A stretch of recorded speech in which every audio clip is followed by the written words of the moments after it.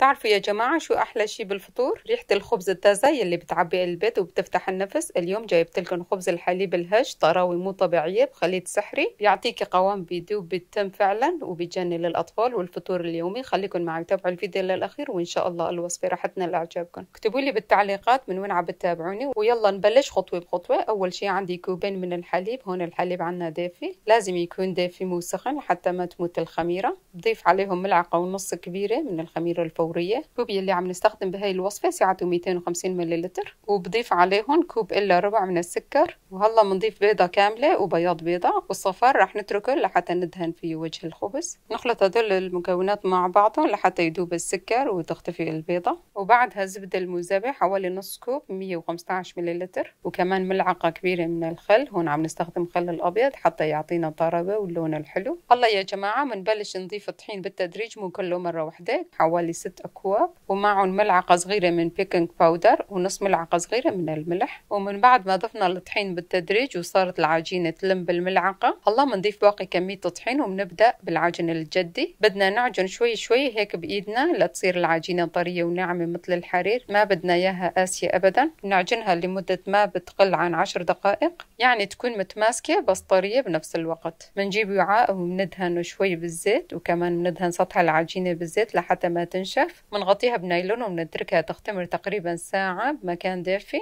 وبهالوقت الخميرة بتشتغل والعجينة بتنتفخ وبتصير خفيفة مثل القطن فعلا. خليكن معي لأن الخطوة الجاية هي التشكيل، والريحة وقت الخبز راح تخلي كل البيت يجوع. شوفوا يا جماعة بعد ساعة كيف صارت العجينة منفوخة وخفيفة وطرية مثل الإسفنجة فعلا. إذا لمستوها بأصابعكم بتغوص بسهولة وبتطلع راجعة ببطء، هيك بتعرفوا إنها اختمرت تمام. هون بتعرف إنك ماشي صح، والخبز راح يطلع طري مثل القطن. نقسمها ل 16 قطعة متساوية، هيك بيطلع عنا حجم الخبز مرتب وشكله متناسق وقت الخبز. بنشكل كل قطعة على شكل كرة ناعمة، بنلم الأطراف لتحت وبندورها بين الكفين، بنغطيها لحتى ما تنشف. هلا بعد ما ارتاحت الكور بنبلش بمرحلة التشكيل. بنجيب كرة وبنفردها على شكل مستطيل صغير مثل ما واضح عليكم، مو كتير رقيق ولا سميك، هيك وسط. بنلفها رول وبنسكر الأطراف كتير منيح بأصابعنا حتى ما تفتح معنا وقت الخبز. بنصف الرولات بالصينية جنب بعض، بس بنترك مسافة صغيرة بيناتهم لأني رح ينتفخوا كمان بعد التخمير. بنغطي صينية بنايلون غذائي حتى نحتفظ بالرطوبة، وبنتركها تختمر تقريبا نص ساعة لحد ما يتضاعف حجمها ويصير شكلها منفوخ وناعم مثل الغيوم، خليط التلميع يلي بيعطيه اللون الذهبي اللامع الحلو. بنخلط صفار بيضة مع ملعقة كبيرة من الحليب، وبنضيف عليهم ملعقة صغيرة خل، هون عم نستخدم خل الأبيض. هاي الحركة بتعطي لمعة وبتمنع ريحة الزفرة. بنحركهم كتير منيح، وبعدين بفرشاية ناعمة بنمسح وجه كل قطع الخبز برفق وما بنضغط عليها أبدا. إذا بتحبوا شكل الخبز يكون أفخم